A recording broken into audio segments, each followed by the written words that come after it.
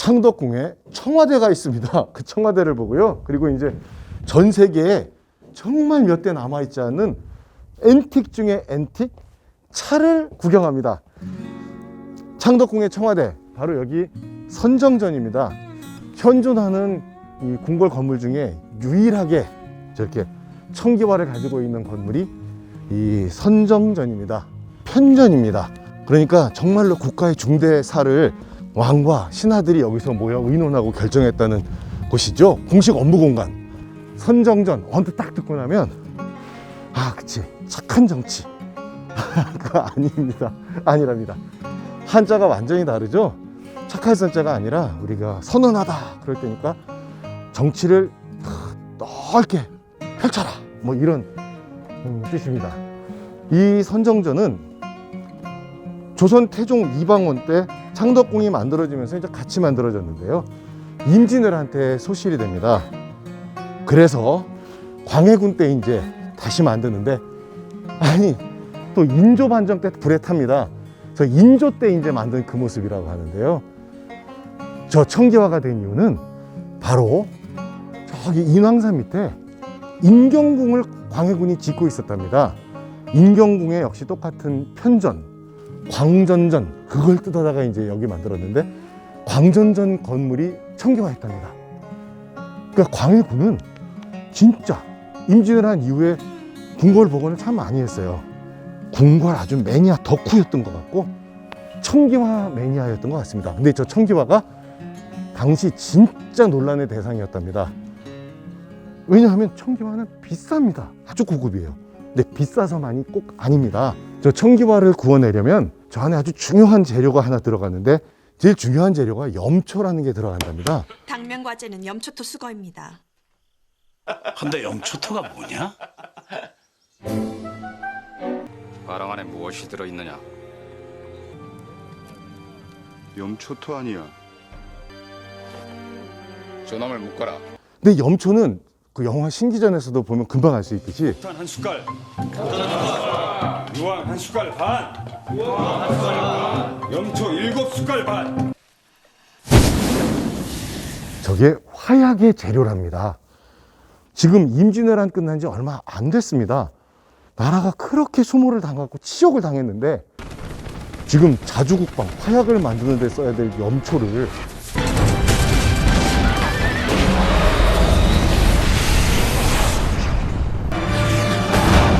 이게 궁궐 지붕에다가 쓴다고 하니 뭐 당연히 논란이 될 수밖에 없었겠죠. 근데 진짜 청기화가 좋긴 좋은가 봅니다. 우리나라 속담에도 있죠. 청기화 장수라는 말이 있습니다.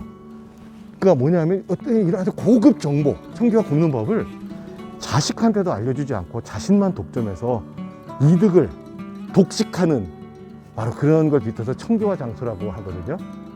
그러니까 지금 청기화가 정말 비싸고 좋다, 그런 얘기의 반증인 거죠.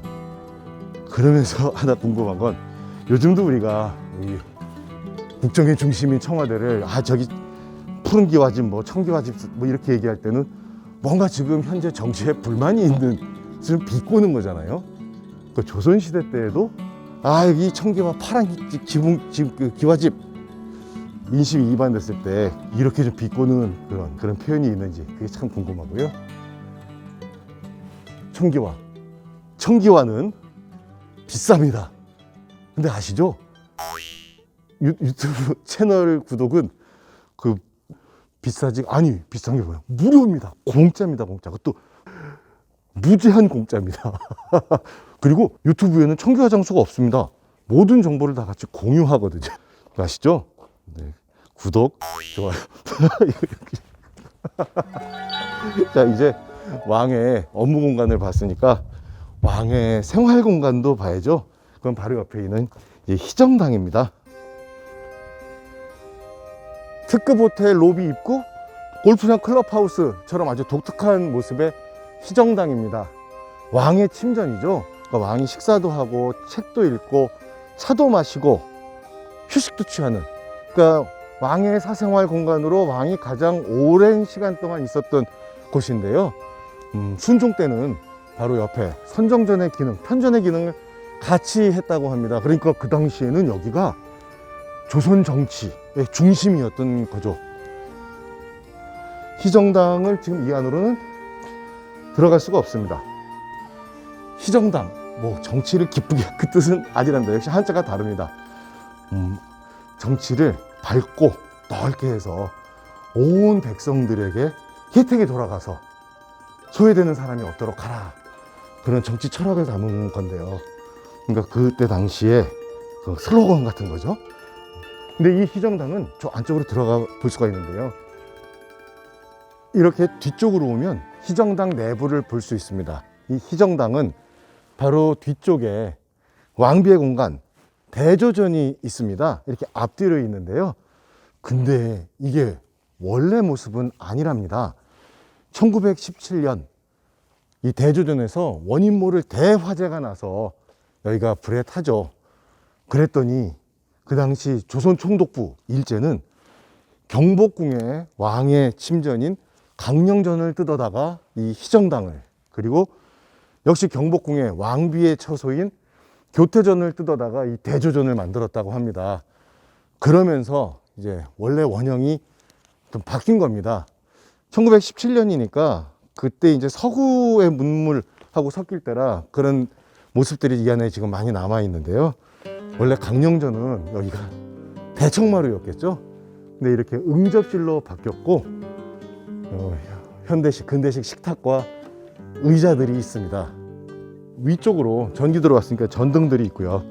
근데 희정당 양쪽 옆에 저 그림들이 상당히 의미가 있는 거라고 합니다.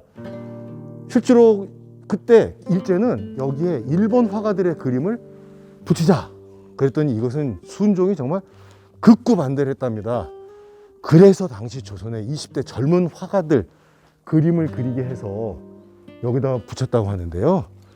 저 그림이 1920년대쯤 그때 조선의 회화를 알 수 있는 아주 중요한 그림들이라고 합니다. 근데 이게 뭐 제가 그림을 잘 모르는 것도 있지만 요새 참 당초에 보이지 않았어 제대로.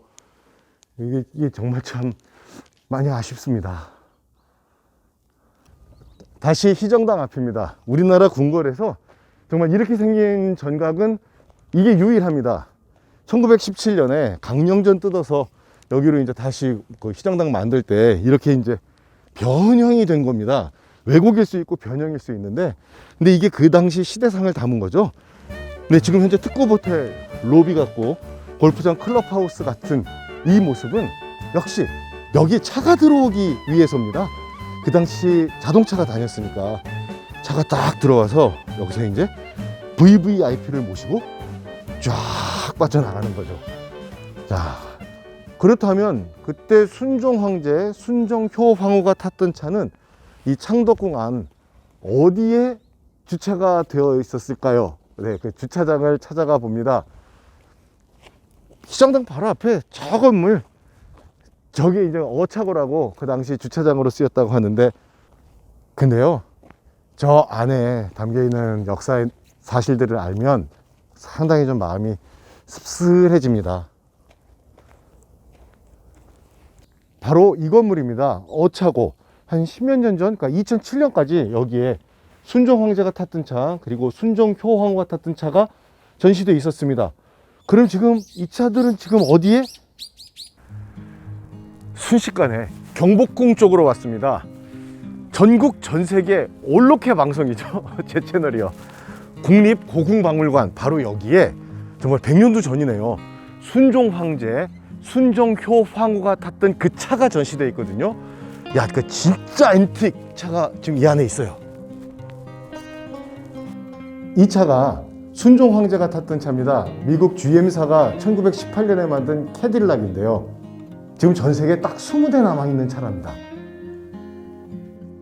이 차는 순종효 황후가 탔던 차, 1914년 영국 다임러사의 차인데, 이 차가 지금 전 세계에 딱 석 대 남아있다고 합니다. 그러니까 진짜 앤틱이죠. 이 차들을 보면서 느낀 게 4가지가 있습니다. 첫째, 야, 그때는 우리가 교통체계가 달랐구나. 우핸들입니다. 놀랍죠? 좌핸들이 아니고 우핸들이에요. 두 번째는요, 이 바디가 철제가 아니랍니다. 이게 목재, 나무 깎아 만든 거라죠. 이야. 셋째는 그 당시를 감안할 때 정말 어마어마한 배기량입니다. 순종 황제가 탔던 이 차가 배기량이 5000cc가 넘고요. 순종 효황후가 탄 이 차도 배기량이 3000cc가 넘습니다. 야, 지금 21세기에서는 우리 집 차보다 배기량이 더 높은. 지금 이 차 요즘 기준으로 따지면 자동차세 엄청 나왔겠는데요. 네 번째는요. 자, 이 문에 역시 황금색의 오얏꽃 문장, 대한제국의 상징이 또렷이 새겨져 있습니다. 저간의 사정을 알고 나면 정말 참 씁쓸한 느낌이 듭니다. 이 건물은 어차고 이전에 빈청이었습니다. 빈청은 정말 고위 관리죠. 비변사 당상관 이상, 그리고 또 신하들이 왕에게 어떤 이제 안건 보고를 하러 왔을 때 대기하고 회의하는 장소였으니까 궁궐 건물 안에서 신하들이 쓰는 건물 중에 가장 격이 높은 건물이었다고 하는데, 그걸 일제가 어차고 차고로 만들어 버린 거니까 이건 뭐 상당한 의도가 있었을 거다, 이런 생각이 들 수밖에 없고요. 근데 이 건물 지금은 카페와 그러니까 선물 가게로 쓰고 있는데 어떤 좀 원형을 좀 찾을 수 있으면 더 좋지 않을까 생각을 해보고요. 자, 여기서 이 당시에 운전은 누가 했을까요? 왕이? 황제가 직접? 아니죠. 역시 조선시대 최고의 전문직이자 가장 극한 직업이었던 내시가 했답니다. 그러니까 이 내시는 우리나라 최초의 개인 자가용 운전기사인 거예요. 자, 근데 그렇다면 이때 이 내시는 운전면허가 있었을까요? 없었을까요? 글쎄요. 자, 운전면허가 있으셔도 또 운전면허가 없으셔도 상관이 없습니다. 유튜브 채널을 구독하는 자, 아시죠? 오늘도 역시 구독, 좋아요, 댓글, 알람 설정 꼭 부탁드립니다. 감사합니다. 너무 반갑습니다. 네, 반갑습니다. 예. 꼭 구독해 주셔야 돼요, 오늘. 하신 지 오래되셨어요? 아, 예, 감사합니다.